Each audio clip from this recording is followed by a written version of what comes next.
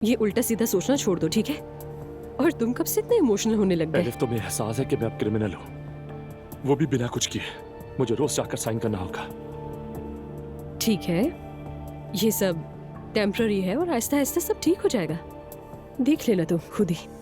वहां से निकलकर हम सीधा अपो के घर चले गए थे। मुझे एहसास है क्या माहौल होगा उस घर का, मैं तो सोचना भी नहीं चाहती। सही कह रही हो। और मैं असलान की वजह से बाहर आया। तुम्हें तो सब पता होगा। हद है यार।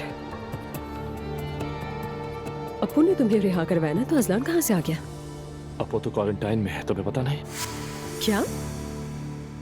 ये कब हुआ? कब हुआ? मुझे तो नहीं पता। उसे शायद कोई नया वायरस लग गया है, इसीलिए कुछ दिनों के लिए क्वारंटाइन में रहना होगा। ये बंदा भी ना एक के बाद एक बीमारी में पड़ जाता है ये। चलो खैर, मुझे क्या, जहां भी रहे ठीक रहे। तुम्हें वाकई कुछ पता नहीं था? मुझे कैसे पता होगा? सब कुछ तो खत्म हो गया। वाकई में? मैंने तुम्हें पहले ही खबरदार किया था। हाँ, ये तो होना ही था वैसे। इतने दिनों में क्या क्या हो गया। खुदा की लानत हो उन पर यार। कसम से मैं तो अपनी ही मसलों में उलझा हुआ था एलिफ। मुझे क्या पड़ी कि कौन क्या कर रहा है। बिल्कुल यही करना चाहिए तुम्हें। सबको भूल जाओ और खुद पर ध्यान दो बस।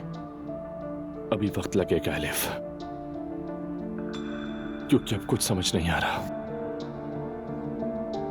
मैं हर किसी की नजर में मुजरिम बन गया हूं। तुम्हारे हर किसी से मुराद उनाल्स है, हम नहीं है उसमें। मैं उनकी बेटी का शौहर हूं। अच्छा ठीक है, मुझे नूर पर गुस्सा तो जरूर है, लेकिन वो किसी को भी तुम्हारे खिलाफ बोली नहीं देगी। पता नहीं यार, सच में मुझे कुछ नहीं पता और मैं इस बारे में सोचना चाहता हूं। बस अब लेटना चाहता हूं। यार ऐसे मत लेटो जैसे कोई बड़ी बीमारी हो तुम्हें। चलो उठो और मेरे साथ काम पर वापस चलो और मुंह ठीक करो अपना।